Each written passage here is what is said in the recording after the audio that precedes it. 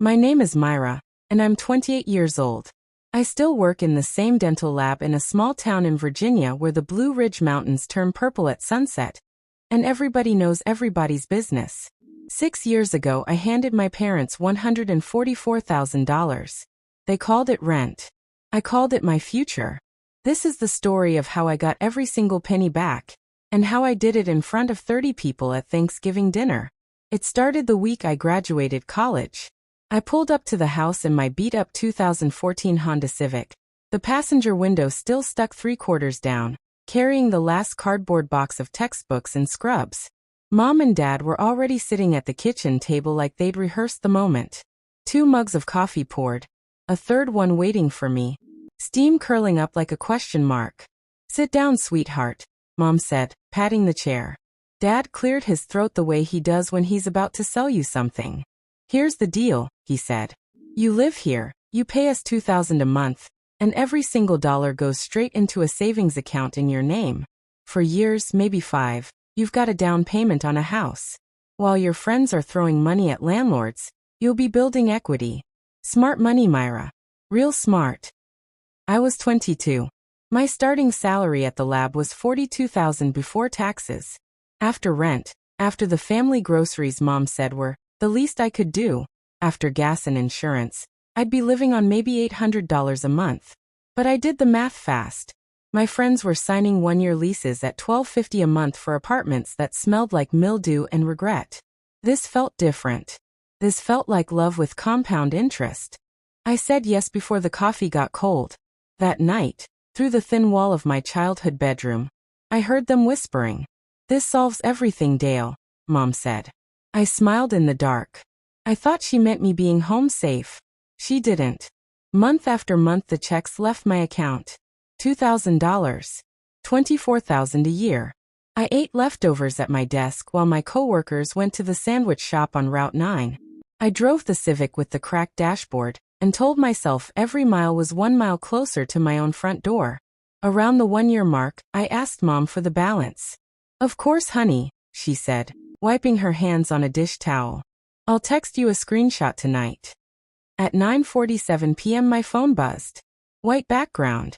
Plain text. $24,000.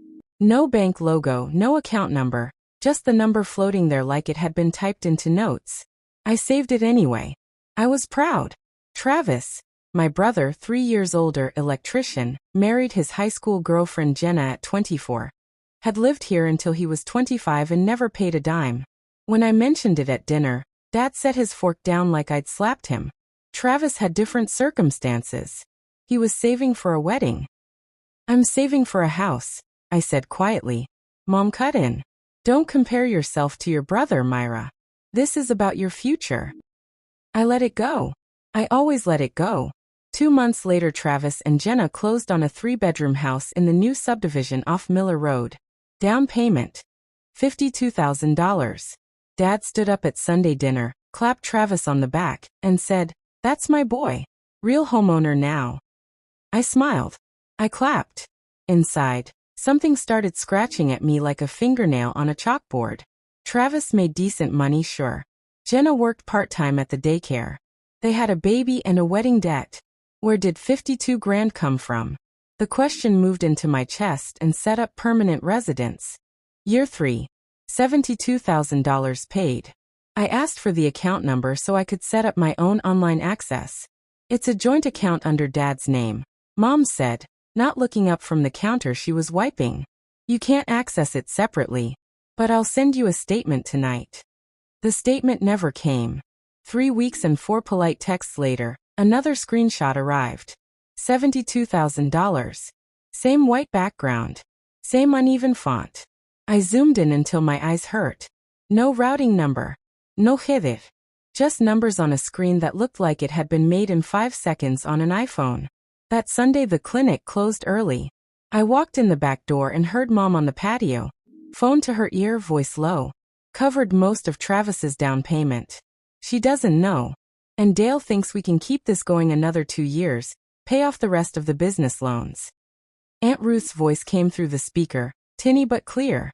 "Connie, that's not right. You told her it was a savings account." It will be eventually. Just don't say anything. I stood behind the kitchen island with my hand flat on the granite and felt my pulse in my fingertips. 52,000 for Travis. The rest for Dad's failing plumbing company. My money. My future. Gone. I didn't scream. I didn't cry. I went to my room, locked the door, and opened the calculator. 72,000 already paid. 2 more years at 2,000 a month meant another 48,000. 120,000 total if I walked away now. I ran every scenario in my head. Confront them tonight? They'd deny it. Mom would cry. Dad would yell. It would be my word against theirs. Move out tomorrow? I lose everything I already gave them, no paper trail, no proof. So I made a choice. I would stay. I would keep paying. And every single word they said from now on would go into a folder they didn't know existed. That night I created a Google Drive folder named Home Fund Docs. First upload. Screenshot of the date and time I overheard the call. Then I went back through every text, every email, every "your savings is growing nicely" message. Screenshot. Upolat. By midnight I had 14 items. The next morning I handed Mom the check like always. She smiled and said, "Thank you, honey." I smiled back. She had no idea the transaction had just changed accounts. From then on I only asked questions in writing. "Hey Mom, the savings account is still at the same bank, right? I want to add it to my budget spreadsheet." "Yes, honey. Everything's growing nicely. Dad and I are so proud of how responsible you are." Red heart. Screenshot. Upola. Dad, when do you think I'll be able to access the savings? I'm starting to browse house listings. Give it another year or 2. The interest is good. Don't rush it. You'll thank us later. Screenshot. Upola. Year 4. Mom left a voicemail while I was gloved up over a dental mold. "Hey sweetie, just wanted to let you know I moved some of your savings into a different fund. Better rate. I'll explain when you get home. Love you." I saved the voicemail.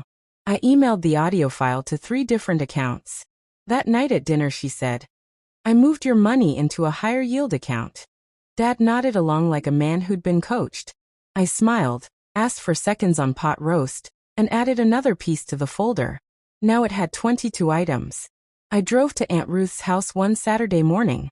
She opened the door before I knocked, like she'd been waiting. "Kitchen," she said. "Coffee's fresh." We sat at her little formica table. I didn't ease into it. "Aunt Ruth, I heard the phone call. I need you to tell me the truth." She closed her eyes, opened them, and said, "Your mother told me her exact words. Myra's rent money covered most of Travis's down payment. I told her it wasn't right. She said you'd get it back when Dale's business picked up. I asked the question that mattered. If I ever needed you to say that out loud to someone who matters, would you?" She looked at me for a long time. Then she reached across the table and covered my hand with hers. "She's my sister. But you're my niece. What they did is wrong." I left with a second witness and a heart that felt like it had grown armor. Year 5 I walked into the county legal aid clinic on a Thursday after work, still wearing my scrubs. Paralegal Greg Novak listened without interrupting. I showed him the folder. He scrolled slowly, glasses on a cord around his neck. "This isn't just a verbal promise," he said finally. "You have corroborating written and recorded evidence. In Virginia this could qualify as promissory estoppel. Strong case. But at $144,000 you'd be in circuit court. I'll connect you with a pro bono attorney when you're ready." I told him I wanted to wait until the 6th year was complete. I wanted the number to be final. He studied me, then nodded. "Smart. Keep documenting." Year 6. October. The last $2,000 check cleared. $144,000. Gone. That same week Mom sent a group text. "Thanksgiving at our place this year. Everyone's coming. 30 people confirmed." So excited. I read it in the parking lot outside the lab. Then I called Greg. He connected me with Pamela Harding, contract disputes attorney. She was brisk on the phone. "Bring me everything." The printed folder was 2 inches thick. Pamela read in silence for 20 minutes, then set it down. "You have one of the strongest promissory estoppel cases I've seen at this dollar amount. We file the day after the holiday if they force our hand. What if they deny everything? I asked.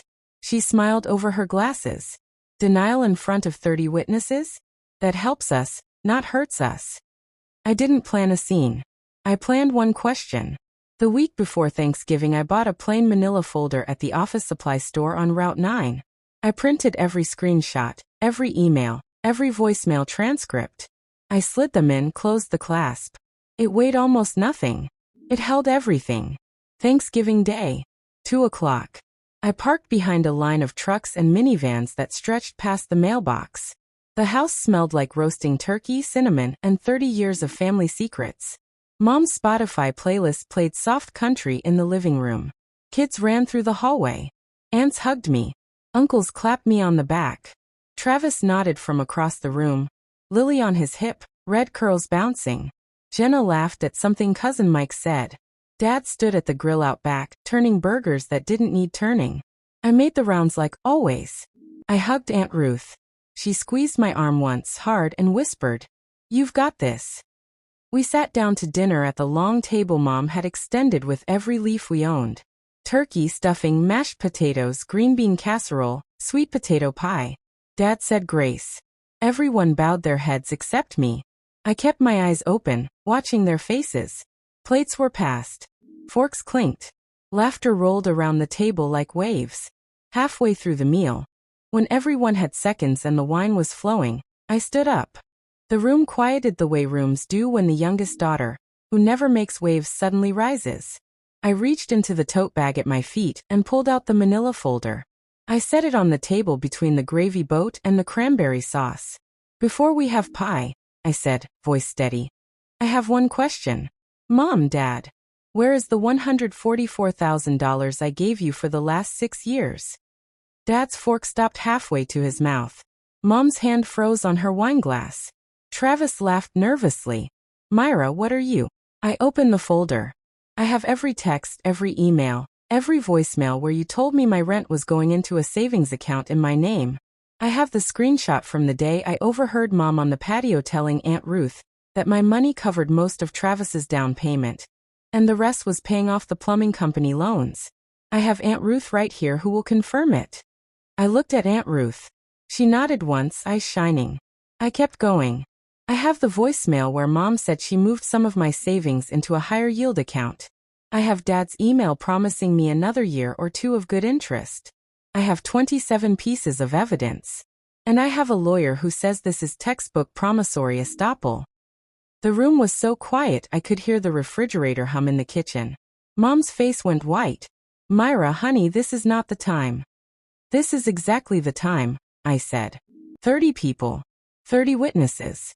You told me every month that you were saving for my future. You showed me fake screenshots. You used my money to bail out Dad's business and buy Travis a house. So I'll ask again, where is my money? Dad pushed his chair back. His voice came out rough. "You're misunderstanding. We were going to pay you back when the business." "Stop." My voice didn't shake. "I have it in writing. Your future home fund is looking great, sweetheart. That was you, Mom. Timestamped. You called it my savings on a voicemail that's saved on 3 servers. You can't delete this one." Travis looked from me to our parents, confusion turning to something colder. Jenna's mouth was open. Lily, sensing the tension, started to fuss. Aunt Ruth spoke for the first time. "Connie, I told you this day would come. I told you it was wrong." Mom started to cry, real tears, the kind that smear mascara. We were going to give it back. Dale's company was failing. We didn't want to lose the house. We thought. You thought I was too stupid to notice, I finished. I looked around the table at aunts, uncles, cousins I'd grown up with. "I'm not asking for charity. I'm asking for what was promised. My lawyer will be filing papers Monday, but I wanted you all to hear it from me first. Because this family has lied to me for 6 years, and I'm done letting it stay a secret." Dad slammed his hand on the table. The gravy boat jumped. "You're turning the whole family against us over money?" "No," I said. "You did that when you stole my future." I closed the folder, picked up my purse, and walked out. Behind me I heard chairs scraping, voices rising, Aunt Ruth saying, Sit down, Dale, and listen for once. I didn't stay for pie. The lawsuit was filed the following Tuesday. Pamela Harding was ruthless in the best way. Depositions were brutal. Mom cried through hers. Dad blustered until the court reporter asked him to repeat himself for the record. Travis admitted under oath that he knew the down payment had come from family funds, but claimed he thought it was a loan. Aunt Ruth told the truth without flinching. 6 months later, we settled out of court the day before trial. My parents refinanced their house. Travis and Jenna took a second mortgage. I received $144,000 plus interest and legal fees, almost exactly $160,000 total. I moved out the same weekend the check cleared. I found a little 2-bedroom rancher on the edge of town with a porch swing and a yard big enough for a dog I haven't gotten yet. The first night I sat on the empty living room floor, surrounded by boxes, and opened the Google Drive folder one last time. I looked at every screenshot, every timestamp, every lie in black and white. Then I closed it, renamed it Closed, and never opened it again. I still work at the dental lab. I still drive the same Civic, though I finally got the window fixed. Travis and I speak on holidays, careful and polite. Mom texts me pictures of Lily sometimes. I answer with one-word replies. Dad hasn't spoken to me since the settlement. That's fine. People in town still whisper. I let them. Because every time I pull into my own driveway, turn off the engine, and sit for a second listening to the quiet, I remember the girl who ate leftovers at her desk and believed her parents were building her future. She was wrong.